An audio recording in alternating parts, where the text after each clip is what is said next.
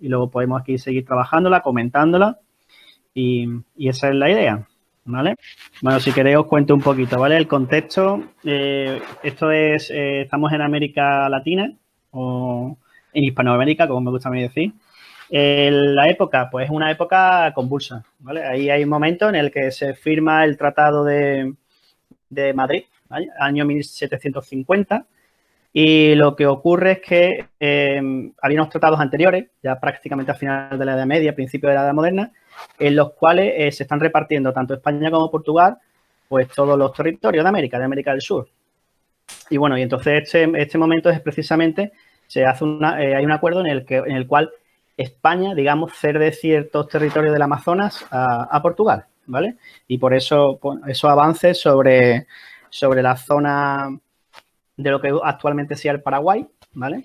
Que sería donde estarían los pueblos o la cultura guaraní, ¿vale? Que es donde se desarrolla la historia, ¿vale? Es un momento de expansión económica, de expansión comercial, ¿vale? Y en ese momento un tanto convulso, ¿vale? Que incluso pocos años antes había habido un cambio de dinastía en el caso de España, pues la Compañía de Jesús, ¿vale? Los jesuitas, habían establecido una serie de reducciones jesuíticas, como se denomina históricamente, y bueno, la finalidad era pues convertir a la gente del Amazonas, ¿vale? O enseñar el camino un poco de lo que sería su religión, ¿vale? Su forma de ver el mundo, ¿no? De lo que sería el cristianismo, ¿vale? Y bueno, y en ese contexto es en el que se encontraría, ¿vale? Esto va a desembocar en una serie de conflictos bélicos, ¿no? En los que se suman, digamos, los pueblos guaraní contra España y Portugal, ¿vale? Que quien haya visto la película, pues va a ver esas escenas bélicas y que son bastante duras, ¿no? Y al final, evidentemente, pues gana España y Portugal la contienda, ¿vale? Luego esto va a desembocar también en algo importante, ¿vale? Porque va a haber cierto resentimiento hacia la Compañía de Jesús, porque una de las premisas de la Compañía de Jesús es que se le da obediencia, o sea, tiene obediencia solamente al Papa, ¿vale? Y este era un momento donde las monarquías se están haciendo monarquías absolutistas, ¿vale? Y estaba de moda el absolutismo. Y entonces, bueno, pues nos interesaba interesaba tener controlado a todas las órdenes religiosas, ¿vale? Y al final, pues bueno, después de lo del motín de Esquilache, prácticamente 10 años después de la época en la que está basada la película, pues los jesuitas van a ser expulsados, ¿vale? De España, van a ser expulsados también de Portugal, de Francia y no sé si también de algunos territorios más, ¿vale? Y bueno, ese es el contexto histórico, ¿vale? Crisanto, muy buena, ¿qué ha pasado? Un poco del contexto también de los jesuitas en estas zonas, donde prácticamente se hacen uno de ellos en defensa de los pueblos que allí están presentes y que se sigue haciendo igual todavía. Y, Perfecto. y estos conflictos que había entonces entre política, iglesia, los misioneros. Sabéis que, bueno, yo encantado, si os parece, yo puedo hablar un poco sobre la parte religiosa, ¿no? Porque además que la película de la misión ha sido una película como mucha gente sabe, ¿no? Una de las mejores películas que se ha hecho a nivel religioso también, incluso no solo religioso, sino también política, no tanto por la historia de los jesuitas, sino también la historia de América, de Europa en la colonización de América. El contexto, yo creo que no sé si habéis oído hablar de las reducciones del Paraguay.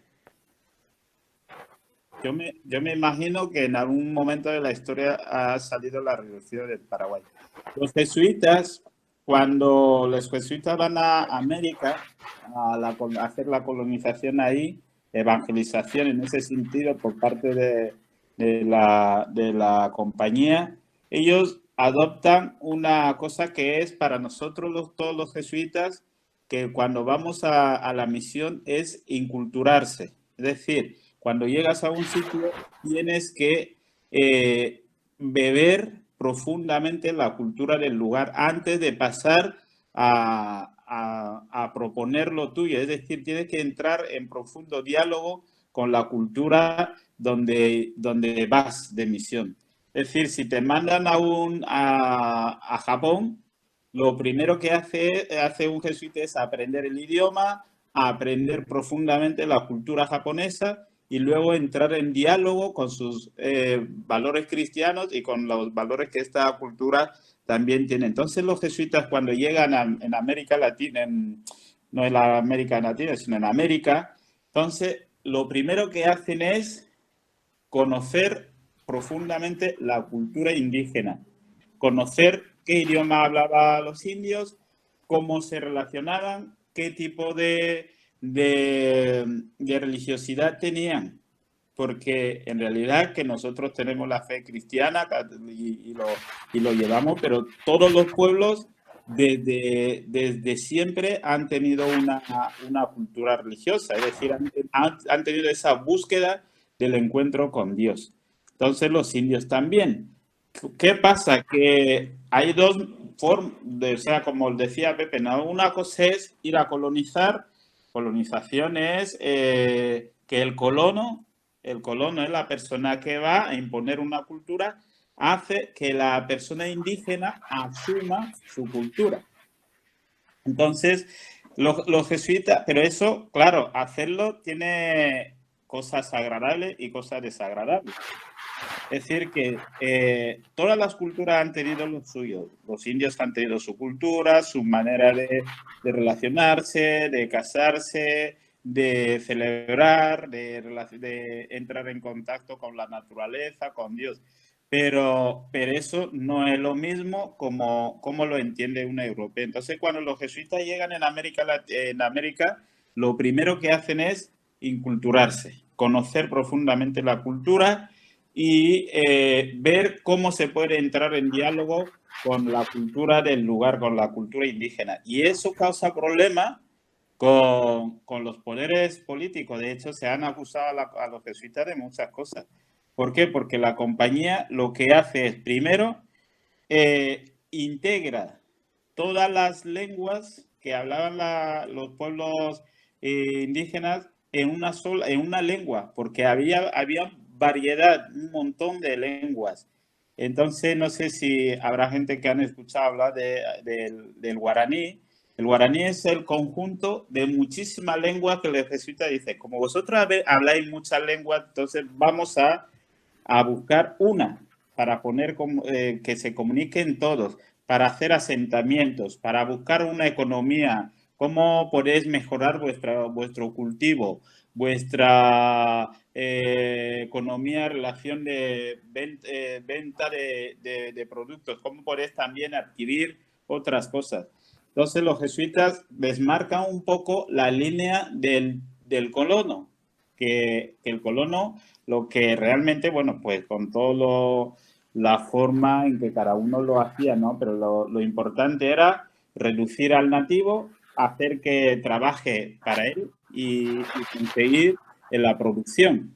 Entonces los jesuitas ven que para poder entrar en la cultura indígena en diálogo interreligioso, en diálogo con la cultura, entre la cultura indígena y la cultura europea, pues ellos tienen que entrar a vivir y a conocer muy bien la cultura. Entonces, bueno, pues eso, en la película se narra un poco toda esa arquitectura de cosas, lo que llaman las reducciones del Paraguay, que los jesuitas tenían ciudades, hacían ciudades enteras, lo que se ve en la película, donde ellos enseñan a los indios a cultivar. Si cultivan poco, le dicen, pues si tú cultivas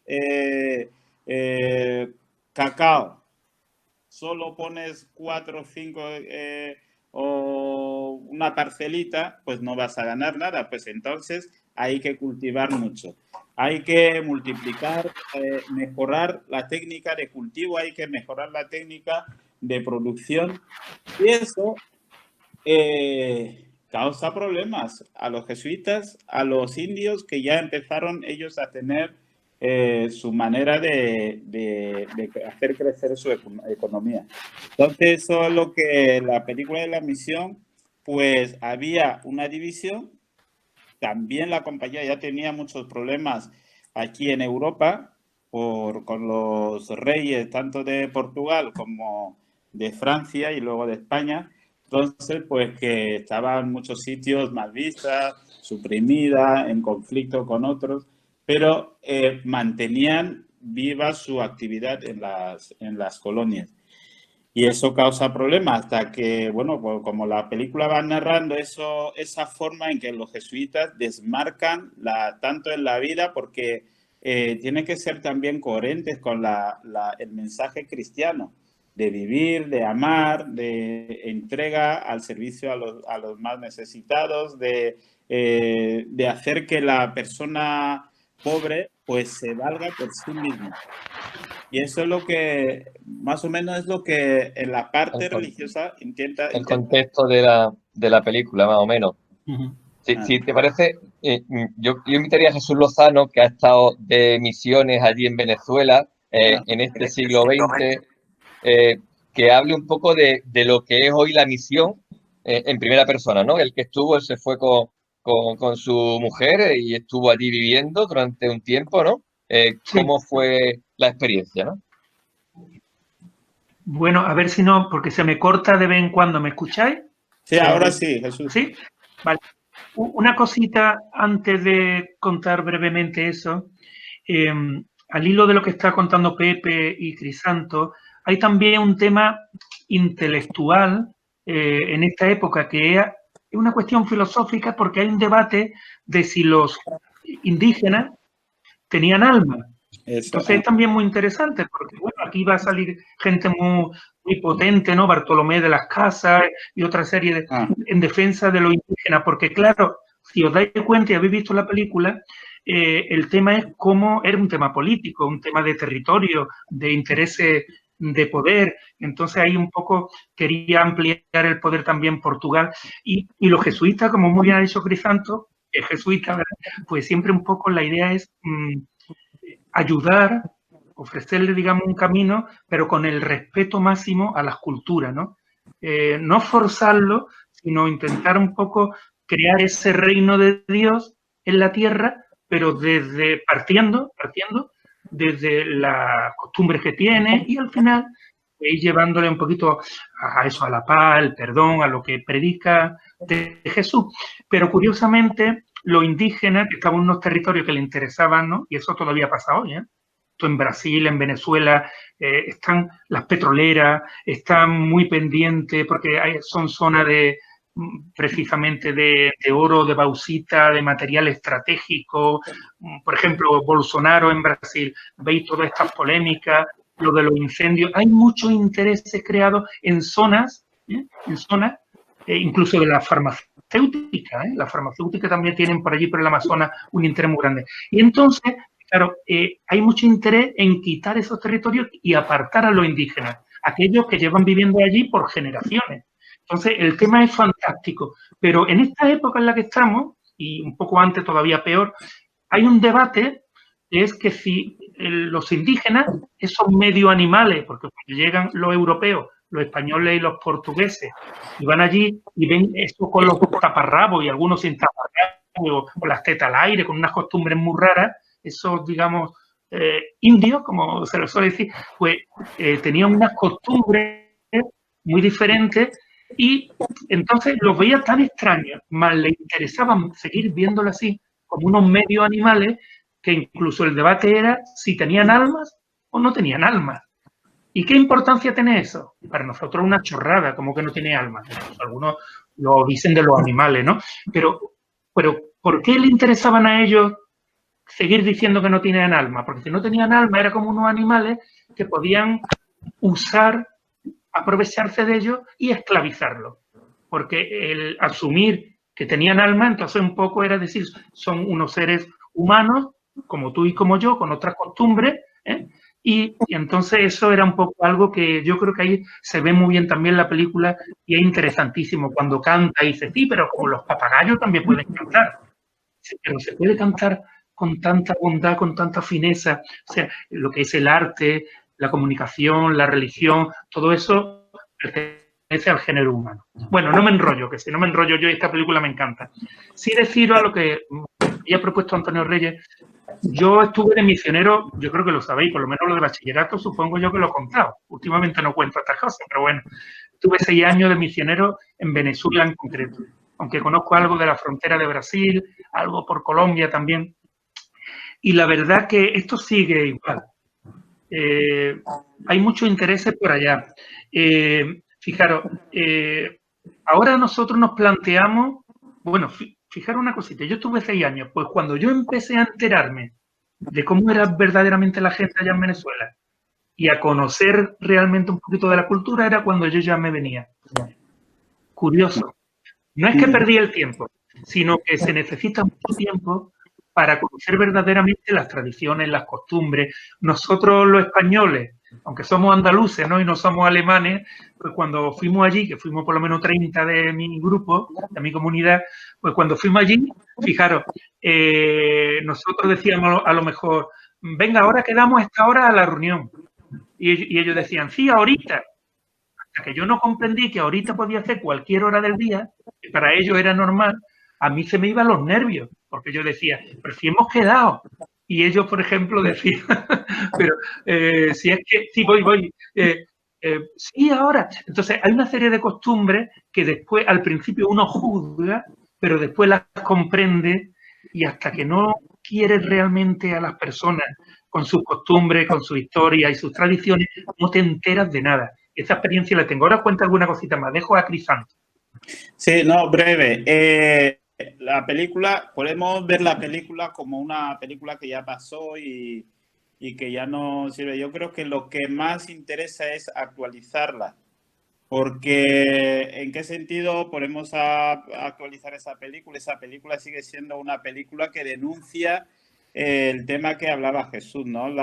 El pisoteo de unas culturas a otras, el desprecio que puede haber entre una forma de ver la vida y otra. Entonces, eso fue, y yo creo que sigue siendo también la forma de modo de entender la religiosidad y la fe de la compañía de Jesús. Es verdad que muchas veces, bueno, pero no solo, si una cosa es que estamos hablando ya de ir a una cultura, pero si nos ponemos en nuestras sociedades donde hay una sociedad, digamos, que poco a poco se empieza a ver, o ya no tan poco a poco, sino que ya se empieza a ver la variedad de cultura, de gente. Entonces, lo que viene a decir esa película es, hay que respetar, desde la visión cristiana, el ser humano es sagrado y las expresiones culturales son también sagradas porque esto va inherente a la persona.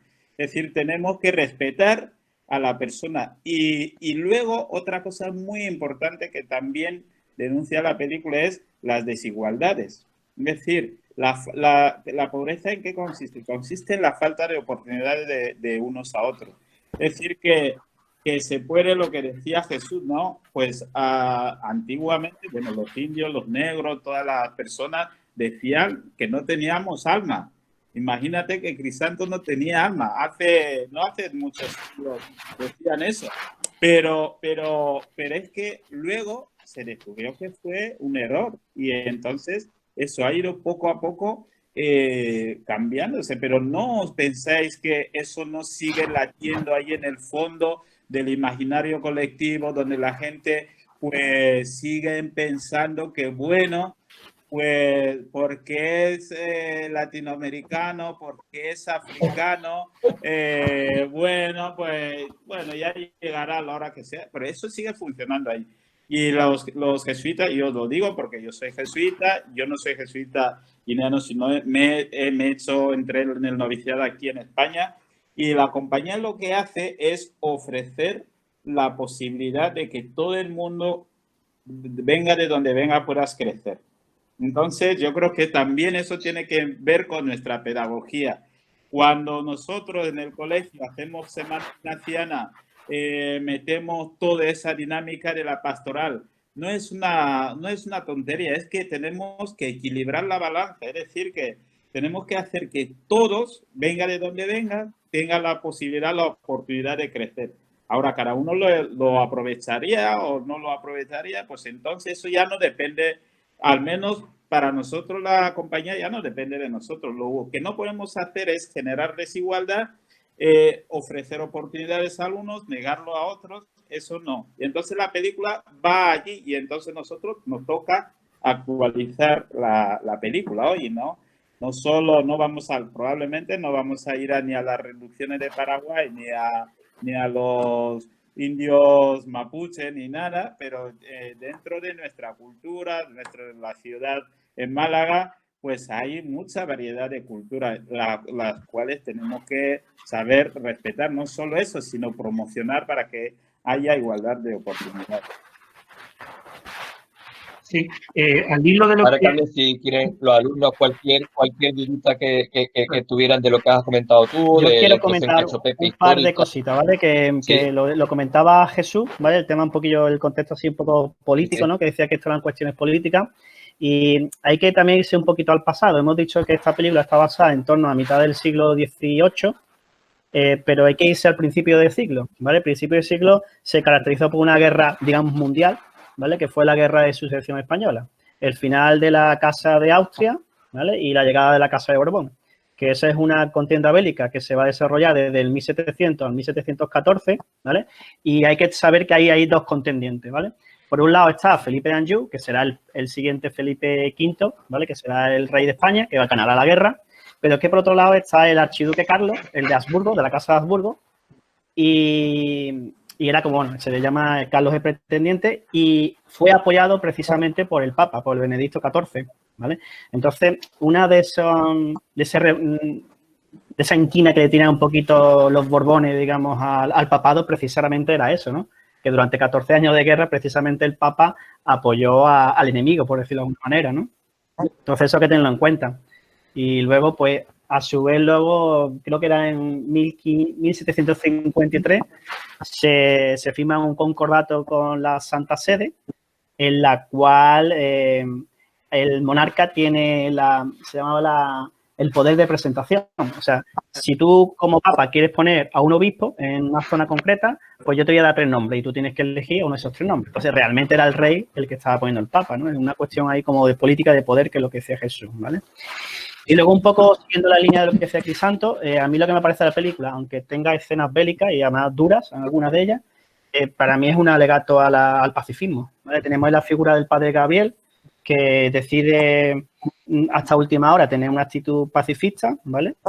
Y luego, por contra, tenemos la figura del capitán Rodrigo Mendoza, ¿vale? Que se convierte, lo que es que pese a tener un pasado de soldado, se hace jesuita y luego al final, pues, termina combatiendo un poco, ¿no? Y ahí lo que sí veo un poco sería un poco el tema del discernimiento ignaciano, en cierta manera. Como ante un problema se pueden tomar dos posturas diferentes, ¿vale? Obviamente la mía yo prefiero la del padre Gabriel, obviamente el tema de pacifista, ¿no? Pero cómo se pueden tomar dos posturas ante un mismo problema, ¿no? Entonces, eso quería... ¿Vale? El tema del pacifismo, ¿no? Que es importante. ¿Y tanto? Bueno, no voy a... los chavales esta es la también, última ¿no? vez. Es que me escribe Omar, dice, imposible que Crisanto no tenga alma con lo bueno que es. Buenísimo. Díselo, Omar, díselo con tus palabras. Omar porque habías dicho que antes se consideraba que los indios y los negros y eso no tenían alma. Y he dicho, y dice, yo no tendría alma. Digo, imposible porque eres muy bueno. Vale, bueno, gracias, Omar. Yo también dicho que pone... que yo aquí voy a insertar una cuña publicitaria, porque la película, fíjate que la película lo que hace también narra un poco la historia de cómo se hace jesuita. Habéis visto el capitán Mendoza, ¿no? El capitán Mendoza. Rodrigo Mendoza.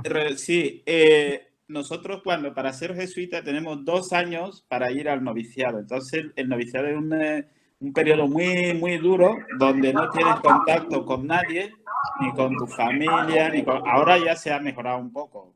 O sea que no os asustáis, que podéis ir al noviciado sin problema.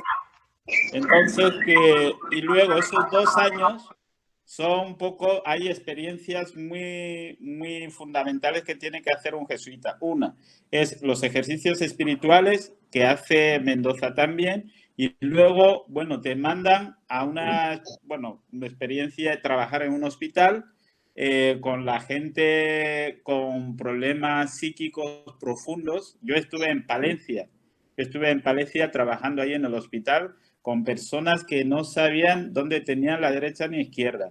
Entonces tú estás allí solo, viviendo. Yo vivía con los hermanos de San Juan de Dios como uno más y por la mañana iba a trabajar. Luego hay otra experiencia que nosotros hacemos, es que te mandan a hacer peregrinación sin dinero, pero pobremente, es decir, que solo puede vivir con lo que te dan al día.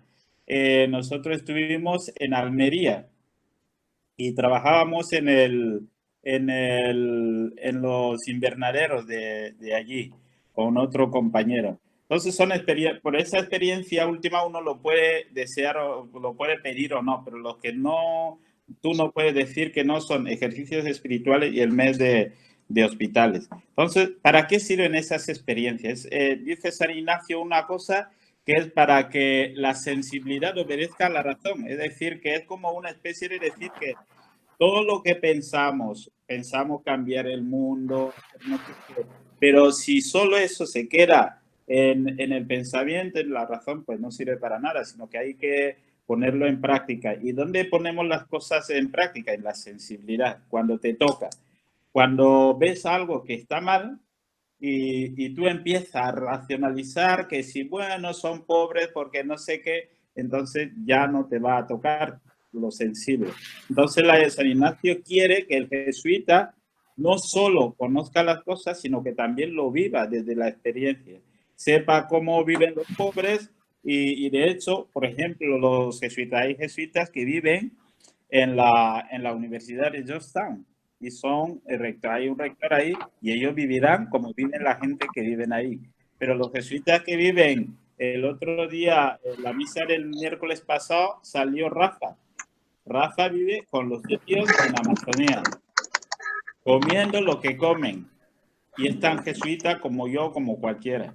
Entonces, es decir que cada sitio hay que adecuarse al lugar. Entonces, ese proceso que hace Mendoza es un proceso de cómo un jesuita, para ser jesuita, luego hace los votos, que son los 3 votos religiosos que se hace todo el mundo.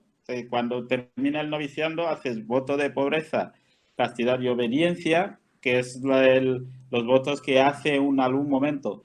Y después el tema de la obediencia. Muchas veces se han acusado a los jesuitas que no obedecen, eso no es verdad. Pero mira cómo lo que sí es verdad, que si hay una verdad que tienes que enfrentarse, porque muchas veces las autoridades o el obispo pues no te quedes ahí porque va a haber un problema. Deja la misión. Y el jesuita no va a dejar la misión. Si se tiene que morir, pues va a morir allí con la gente pobre, porque ¿qué le sirve que esté allí cuando todo va bien y cuando llega una situación difícil, coge su maleta y se va? No. Entonces, esa es, pero el jesuita es obediente. Cuando le dicen, pues se queda. ¿Qué es lo que causa un poco la desobediencia? Más o menos no es desobediencia como tal, pero lo que pasa es que no pueden traicionar tampoco su conciencia. Han trabajado con los indios, saben que el trato es injusto, pero ellos no pueden hacer caso de lo que mandan a los reyes.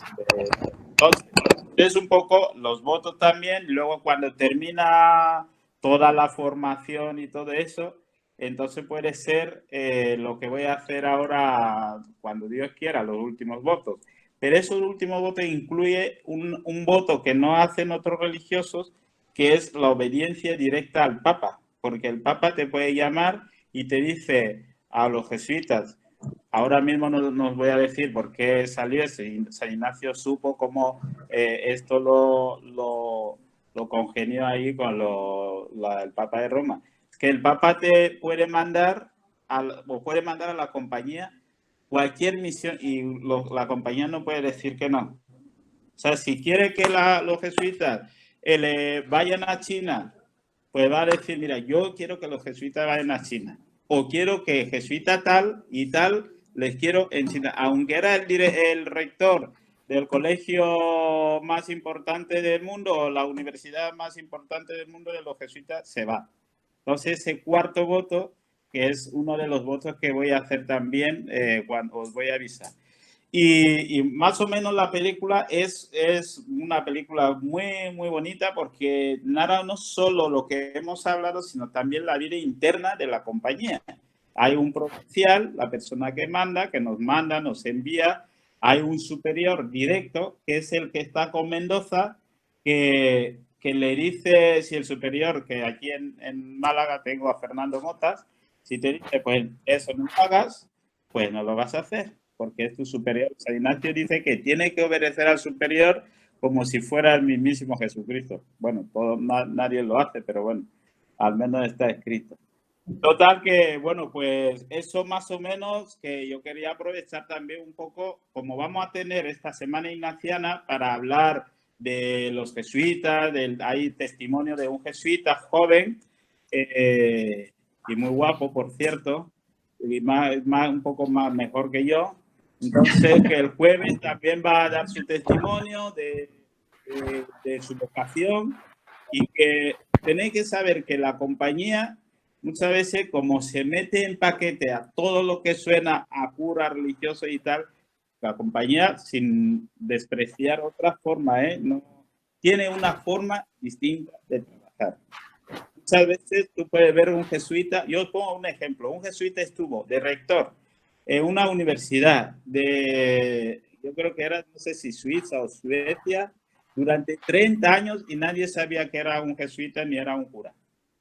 Lo descubrieron después de que murió, estuvo ahí como una persona normal, no estaba casado, estaba ahí yendo a trabajar, el rector daba clase, pero como no se podía en ese momento, por los motivos que sea, no se podía decir que como la compañía ha sido suprimida en muchos otros sitios, estaba el tío ahí de rector, celebrando sus misas en casa. En Bélgica hubo un jesuita que es santo, que trabajó toda su vida en una fábrica allí y hay muchos que trabajan en fábrica, pero desde allí lo que quiere, lo que dice San Ignacio, ver a Dios en todas las cosas que hagamos y todas las cosas en Dios. Es decir, estés donde estés, intenta buscar la realidad divina ahí. Dios no es solo metido en los templos, ni solo cuando rezas en un lugar concreto. Dios es en la calle, en el cole, donde vas, a la playa, donde sea. Tienes que expresar y saber que la realidad divina está ahí.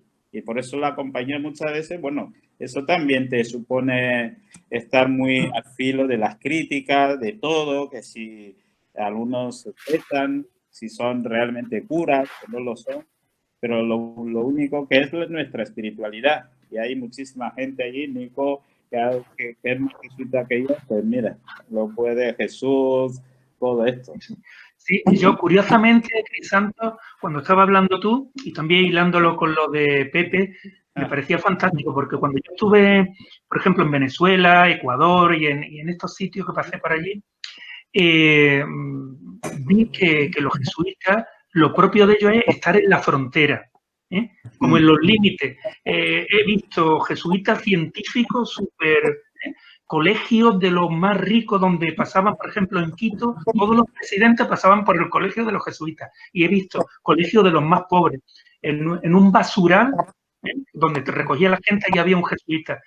A una semana en canoa, había un hermanito de Jesús y un jesuita muy cerca, perdido en la selva, y que encima corregía el idioma a los propios indígenas. Llevaba casi 40 años. Corregían el idioma. O sea, mezclo lo que tú decías antes de inculturizarse, ¿no? Del respeto a la tradición, pero el estar en la frontera, hilándolo con lo que decía Pepe Reina, que era muy interesante, surge, y lo que tú también decías, el tema del discernimiento.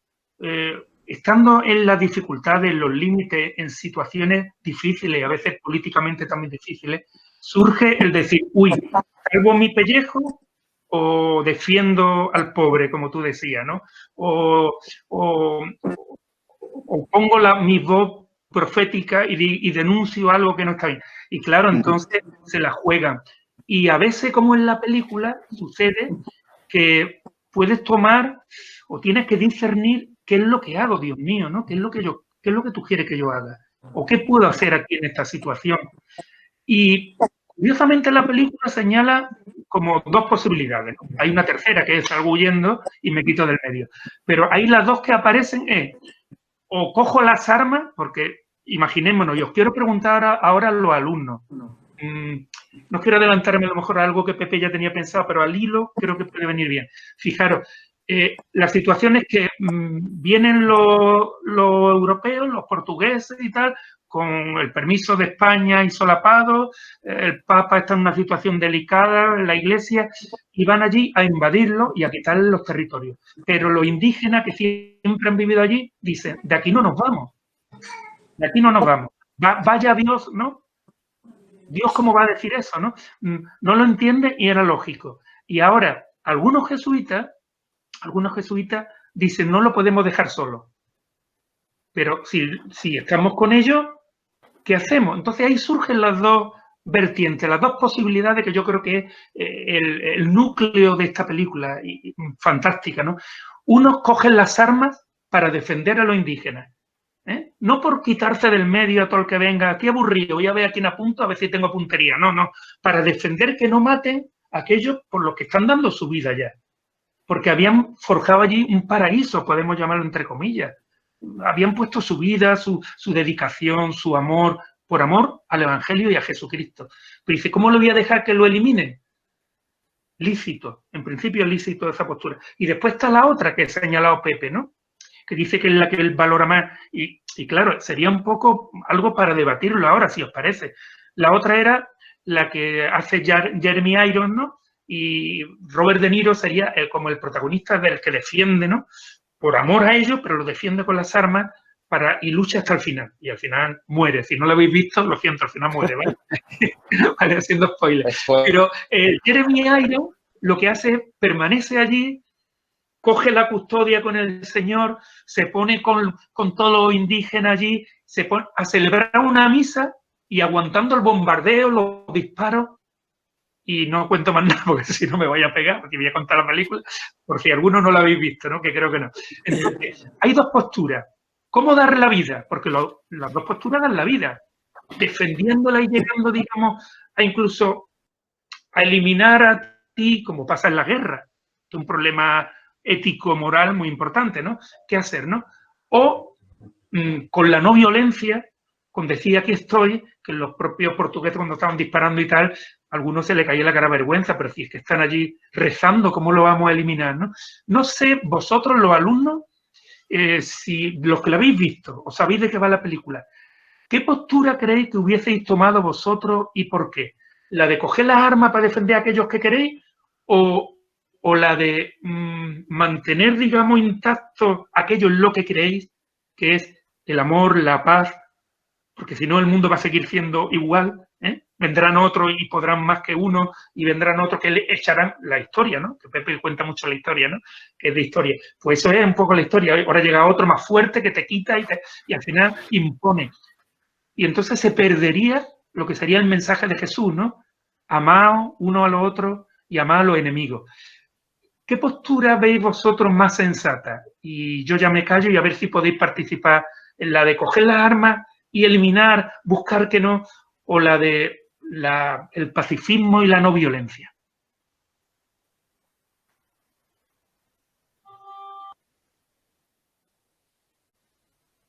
También, ¿qué postura tomáis en el día a día en el cole? ¿La de enfrentamiento? Hay que coger las armas. Dime, Jesús. Que hay que coger las armas. Profe, yo creo que... Venga, Jesús Fernández Conde. Profe. Y Laura. Venga, habla, Jesús. Que coger las ¿A ti te armas. gusta el Fortnite, no? Hombre, pero si al fin y al cabo los iban a matar, total, que se resistan, ¿no?